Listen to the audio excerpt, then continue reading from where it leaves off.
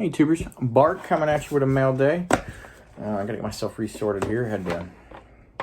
Got a kid interruption a couple minutes into me trying to shoot this first time around, but got a couple cards in, nothing crazy, but need to get it, need to shoot the video and then get these things either put away or put on display, because next video will be a submission reveal. Some grades finally popped. Submitted them at the last time, same as the last time of the submission, but took a long time. Longest I've ever had a submission on step 7. Normally they hit step 7 just 2, 3, 4 days or something like that until step 8, and then bam, and things are on the way. It's usually like step 5 that just takes absolutely forever. Step 5 did take a while, but when we hit QA check number 2, and for some reason they just sat there. So 61 cards in that sub, 2 other guys in there with me. Kind of a ragtag thing. The other guys are relatively happy with their grades, and I think they did pretty well, but there was a couple of them that I just got butchered on. And I don't, some of them I knew I was just going to get whatever, and I'm okay with that. And then there's a couple of them, I'm looking at it on the screen there, but I submitted those types of cards a ton before. Action packs, I don't know what the hell I'm doing on that. I'll get a 6 and a 10. They look exactly the same. And I've been doing that for years. So I just throw them in there and see what we get. I've gotten a ton of 9s, but there's just random 6s all the time when I submit old action packs. Anyway, look forward to that. I still like getting subs back. I still love the process. It always just feels better when you get something back. You went through the process of picking it up raw, eyeballing it through the sub, screening it a couple more times before you send it away, doing that whole process. There's just a little bit more rewarding in doing that, but we'll get into it. Raw pickup as I'm finalizing some missions for my next round.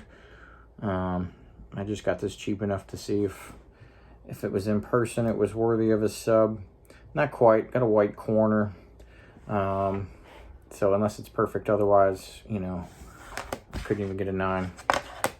But I love that card. I opened a lot of 94 Stadium Club back in the day, and I had this. It was not in good shape probably ever, and it was before I had supplies, so it was in a shoebox getting rubbed around.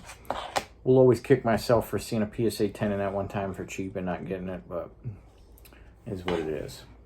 Pretty happy with this one. This is a 03 Bowman's Best. Nice shine to it. Jersey. Authentic game-worn jersey relic card. Love to see stuff from 03, and he's still wearing Niner stuff even though he's on the Raiders. And that's out of 100.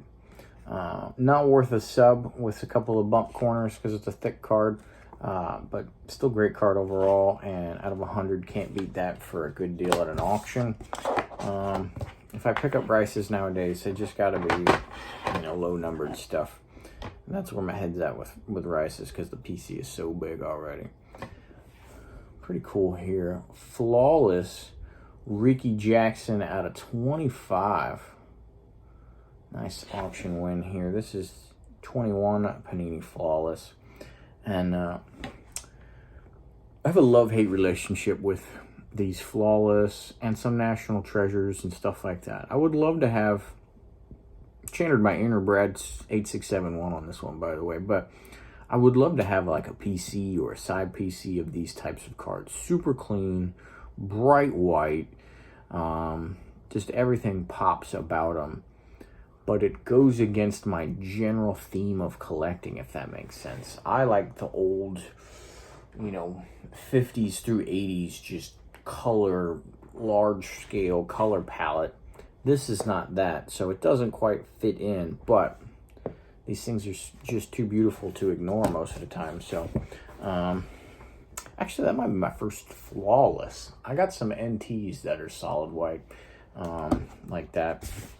And I've been building those up 1 or 2 a year for a couple years now, but pretty happy with that. And Ricky Jackson Niner stuff is really small.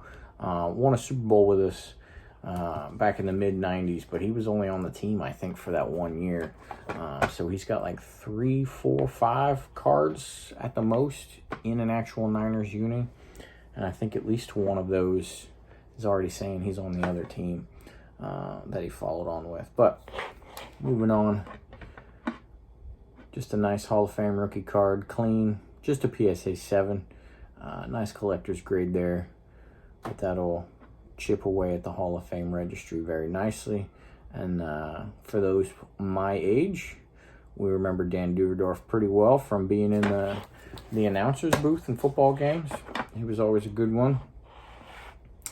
Got this 54 George Blanda. This is an all-time great.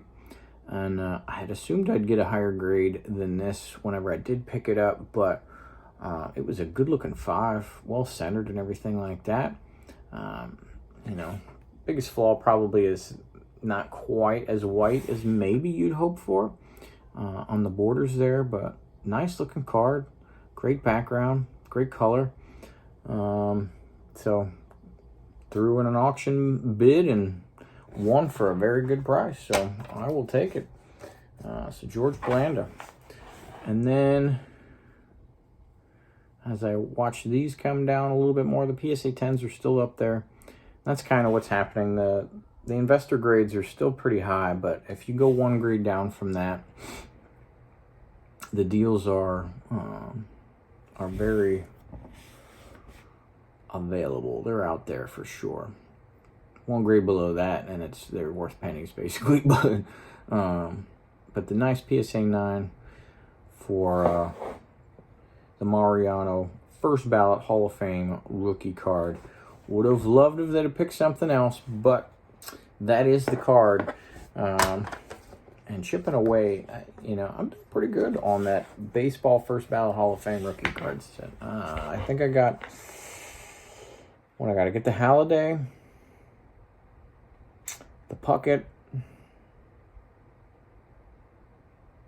I think there's only 2 like modernish ones, and then there's some big boys. Obviously, I gotta get like a Seaver and a Hank Aaron and shit like that. But doing pretty good. Willie Stargell, gotta get that one. But doing pretty good on that set, chipping away.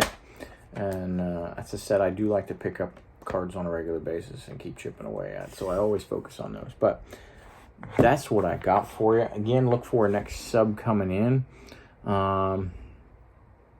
Yeah. Watched Michigan whoop Ohio State. That was a pretty good game. Maryland beat Rutgers 37-0. So 7-5. They get a semi-decent bowl game. Happy with that. And how about my Niners? Smacked the crap out of the Cardinals. 38-10 last week. Stayed up for that. Was off Tuesday. So that was beautiful to stay up Monday night and watch that whole thing. And let's see if we can do it again tomorrow. Thanks for watching. Till next time. Later.